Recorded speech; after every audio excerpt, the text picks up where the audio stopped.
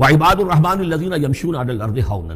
اللہ کے بندے وہ ہیں جو زمین پر چلتے ہیں تو آہستگی اور نرمی کے ساتھ، قدم مار کر نہیں چلتے، اکڑ کر نہیں چلتے، بلکہ یہ کہ معلوم ہوتا ہے فروتنی کے ساتھ چل رہے ہیں، اور یہ اپنے آپ کو آقا نہیں سمجھتے، مالک نہیں سمجھتے، بلکہ غلام سمجھتے ہیں، اللہ کے غلام ہیں، عباد الرحمن ہیں، اللہ کے بندے ہیں، تو غلاموں کی طرح چلتے ہیں، وہ اکڑ کر نہیں چلتے۔ وَإِذَا خَاطَبَهُمُ الْجَاهِلُونَ قَالُوا سَلَامًا، ایک ان کا بس یہ ہے کہ جب جاہل لوگ، اجڑ لوگ، مشتعل مزاج لوگ خام خواہ ان سے الجھنا چاہیں، بحث و مباحثے میں انہیں جو ہے وہ خام خواہ الجھانا چاہیں، تو وہ کہتے ہیں سلام، وہ الجھتے نہیں ہیں، بحث و تمہیز کے اندر نہیں۔ جب وہ دیکھتے ہیں کہ ایک شخص بحث پر اتر آیا، وہ اب بات سمجھنا نہیں چاہتا، اس کے اوپر ضد جو ہے وہ مسلط ہو چکی ہے، تو اب خام خواہ اس کے ساتھ وہ الجھے رہنا، جس کو ہم کہتے ہیں ہمارے ہاں وہ پنجاب میں یہ سینگ پھنسا کر آدمی جو ہے وہ اپنا وقت ضائع کرے، اس کا بھی وقت ضائع کرے، کوئی فائدہ نہیں۔ میچور آدمی یہ کہ دیکھے اگر تو واقعی یہ بات سمجھنا چاہ رہا ہے تو سمجھائے، نہیں سمجھنا چاہتا، اس کی اصل میں نیت ہی نہیں ہے، تو پھر خام خواہ اس کے ساتھ الجھنے کا فائدہ نہیں۔ والذین یبیتون لربہم سجدا وقیاما، اور وہ لوگ کہ جو راتیں بسر کرتے ہیں اپنے رب کے لیے سجدے اور قیام میں۔ یہاں وہ بات بہت واضح ہو گئی، جہاں تک 5 فرض نمازیں ہیں وہ تو فرض ہیں، وہ تو تعمیر سیرت کی بنیادیں ہیں،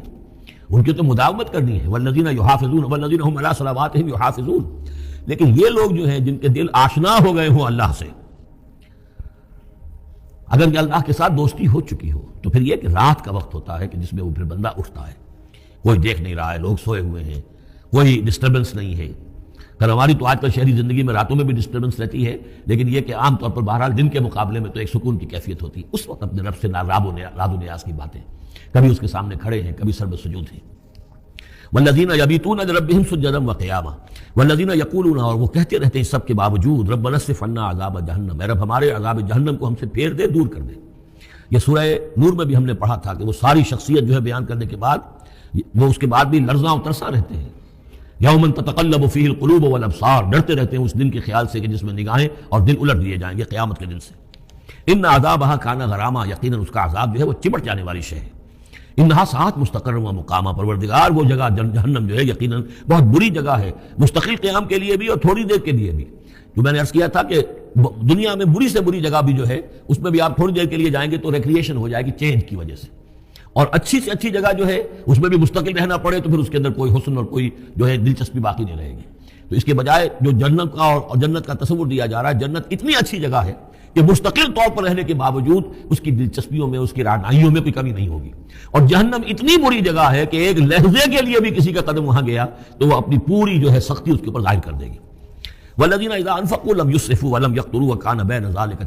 قواما، اور وہ لوگ کہ جو خرچ کرتے ہیں تو نہ تو وہ اسراف کرتے ہیں اور نہ ہی بخل سے کام لیتے ہیں، بلکہ اس کے بین اعتدال جو ہے واقعہ یہ ہے کہ دنیا کا مشکل ترین کام ہے، توازن اور اعتدال۔ ظاہر بات ہے یہ لوگ جو میچور ہیں، سمجھدار ہیں، اب ان کے ہاں یہ ہوگا کہ ان کے اس خرچ کرنے کے معاملے میں بھی اعتدال ہوگا۔ والذین لا يدعون مع اللہ الہا آخر، 3 کبیرہ گناہ وہ ہیں جیسا کہ ہم نے پڑھا ہے سورہ نساء میں بھی، ان تجتنبوا کبائر ما تنہون عنہ، تو بڑے بڑے گناہ وہ کون سے ہیں کہ جن سے اگر تم باز رہو تو باقی چھوٹے گناہ تو اللہ تعالیٰ جو ہے وہ معاف بھی کرتا رہے گا۔ اور ان میں سے سب سے بڑا تو 2 مرتبہ فرمایا شرک، اور شرک کے بعد پھر قتل ناحق اور پھر زنا، یہ 3 ہیں۔ قتل ناحق سے بھی در حقیقت تمدن کی جڑ کٹ جاتی ہے، اور زنا سے تمدن جو ہے وہ سڈاس بن جاتا ہے، پھر اس کے اندر گندگی ہو جاتی ہے۔ تو اس حوالے سے یہ 3 چیزیں یہاں بیان کی جا رہی ہیں۔ والذین لا یدعون مع اللہ الہا آخر، وہ لوگ کہ جو نہیں پکارتے اللہ کے ساتھ کسی اور معبود کو۔ ولا یقتلون النفس التي حرم اللہ الا بالحق، نہ ہی قتل کرتے ہیں کسی جان کو جس کو کہ اللہ نے محترم ٹھہرایا ہے مگر حق کے ساتھ۔ قتل کے بدلے قتل والا معاملہ ہے، یا مرتد کا قتل ہے، یا زانی شادی شدہ کا رجم ہے، جو بھی ہے۔ ولا یزنون، نہ وہ زنا کرتے ہیں۔ ومن یفعل ذلک یلقى اثاما، اور جو کوئی بھی یہ کام کرے گا وہ اس کی پاداش کو پکڑ کر اس کو جو ہے اس حاصل کر کے رہے گا، یعنی لازماً اس کی سزا اس کو مل کر رہے گی۔ یلقى اثاما یضاعف له العذاب یوم القیامہ، قیامت کے دن اس کا عذاب دگنا کر دیا جائے گا۔ یہ آیت اس اعتبار سے بہت اہم ہے کہ منکرین حدیث نے بہت شور مچایا ہوا ہے کہ قرآن مجید میں کہیں عذاب قبر کا کوئی تذکرہ نہیں ہے، صراحتاً واقعتاً نہیں ہے، احادیث میں بہت تفصیل ہے، لیکن یہ کہ یہ مقام ایسا ہے کہ جس سے ثابت ہوتا ہے کہ قیامت کے دن سے پہلے بھی عذاب ہے۔ یضاعف له العذاب یوم القیامہ، دگنا کیا جائے گا ان کے لیے عذاب قیامت کے دن۔ اس کا مطلب ہے کہ عالم برزخ میں بھی ان کے لیے عذاب ہے۔ اور جو فرمایا گیا ہے کہ یہ جو قبر کا گڑھا ہے، یا یہ جہنم کے گڑھوں میں سے گڑھا ہے، اور یا جنت کے باغیچوں میں سے ایک باغیچہ ہے، اور یا تو وہاں ایک کھڑکی کھول دی جاتی ہے جنت کی جہاں سے ٹھنڈی ہوائیں اور خوشبوئیں آتی رہتی ہیں، اور یا یہ کہ کھڑکی کھول دی جاتی ہے جہنم کی طرف جس سے آگ کی لپٹ اور گرمی جو ہے اور لو جو ہے وہ آتی رہتی ہے۔ یضاعف له العذاب یوم القیامہ، قیامت کے دن اس کے لیے عذاب دگنا کر دیا جائے گا۔ ویخلد فیہ مہانا، اور پھر وہ رہے گا اس عذاب میں ہمیشہ ہمیشہ۔ الا من تاب، ہاں استثناء ہے، استثناء یہ ہے من تابہ، جو جس نے توبہ کر لی دنیا ہی کے اندر موت کے آنے سے پہلے پہلے معلم یا غرغر، الا من تابہ و آمن، اور ایمان لایا. گویا کہ جو شخص اس قسم کے گناہوں میں مبتلا ہوتا ہے چاہے وہ قانوناً کافر نہ ہو، حقیقتاً وہ کافر ہو جاتا ہے، ایمان اس کے دل سے نکل جاتا ہے. لہذا توبہ گویا کہ اثر نو ایمان لانے کے مترادف ہے. الا من تابہ و آمن وعمل عملا صالحا، اور وہ پھر عمل کرے نیک، فاولئک یبدل اللہ سیئاتہم حسنات، جو ایسے لوگوں کی برائیوں کو اللہ تعالیٰ نیکیوں سے بدل دیتا ہے. اس کے دونوں معنی ہے کہ توبہ کے نتیجے میں ایک تو نامہ اعمال میں جو اندراج ہوا تھا برائی کا وہ صاف ہو جائے گا اور اس کی جگہ نیکی کا اندراج ہو جائے گا.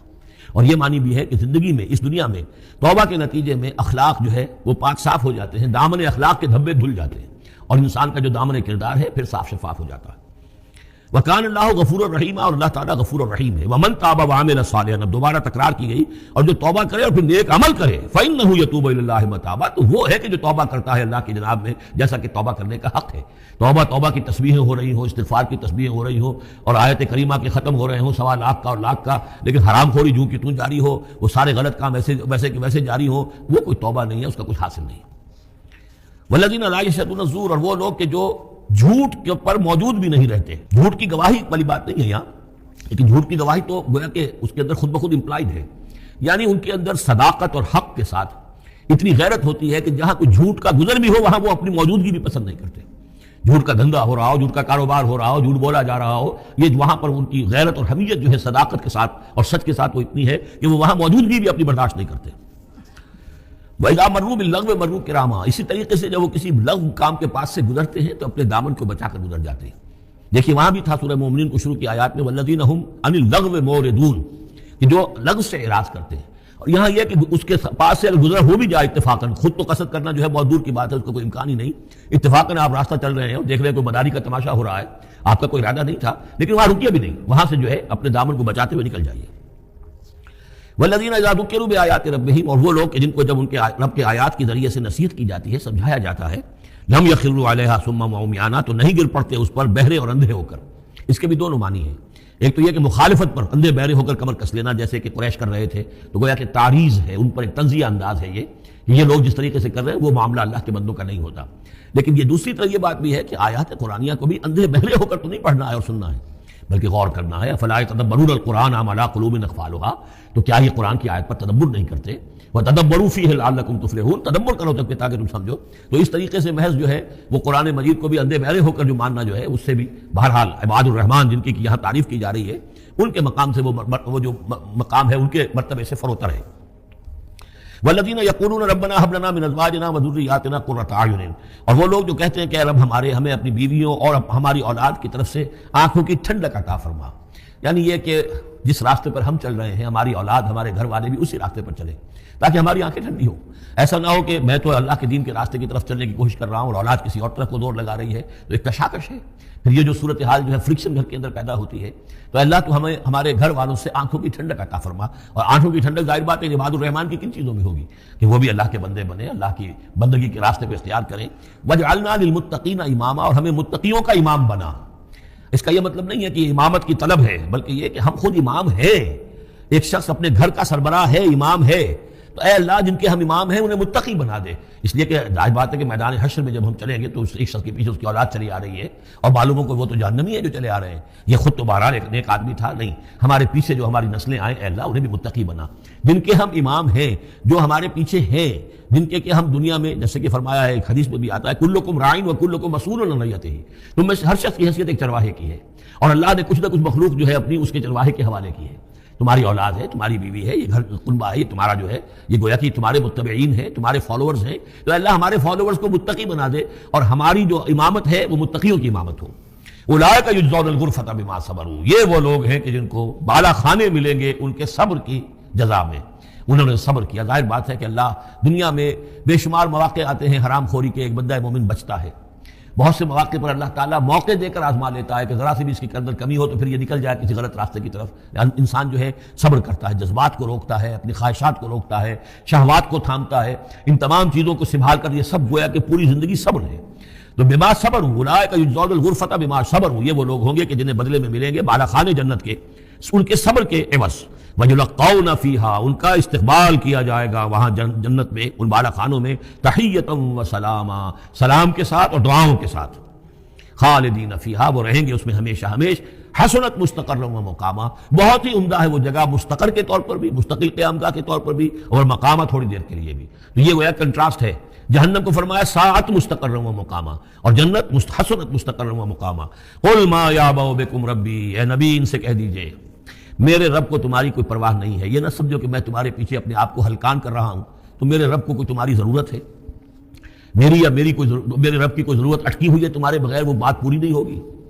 یہ چھپر تم ہی اٹھاؤ گے تو اٹھے گا ورنہ اٹھ نہیں سکتا، یہ نہ سمجھو۔ قل ما یعبأ بکم ربی لولا دعاؤکم، اگر نہ ہوتا تمہیں پکارنا، اللہ نے یہ بات اپنے ذمہ لی ہوئی ہے کہ تمہیں خبردار کر دیا جائے۔ اللہ تعالیٰ وما كنا معذبین حتی نبعث رسولا، ہم عذاب نہیں بھیجتے رہے جب تک کہ رسول کو نہ بھیج دیں، اس لیے مجھے بھیج دیا ہے، میں لگا ہوا ہوں اس کے حکم سے، میں تمہاری گلیوں میں بھی تمہیں سنا رہا ہوں، تمہارے گھروں میں جا کر تم سے بات کر رہا ہوں، اکیلے بھی بات کر رہا ہوں، ڈنکے کی چوٹ بھی کر رہا ہوں، لیکن یہ نہ سمجھو کہ کوئی اس میں میری غرض ہے یا میرے رب کی کوئی ضرورت ہے۔ قل ما یعبأ بکم ربی، میرے رب کو تمہاری پرکاہ کے برابر کوئی وقت تمہاری نہیں ہے ان کے نزدیک، لولا دعاؤکم، اگر نہ ہوتا تمہارا پکارنا، فقد کذبتم، تو دیکھو تم نے جھٹلا دیا ہے، فسوف یکون لزاما، اب عنقریب یہ تمہارے ساتھ چمٹ کر رہے گا، یعنی یہ کہ اس کا جو عذاب ہے، اس کی جو پاداش ہے وہ تمہیں مل کر رہے گی۔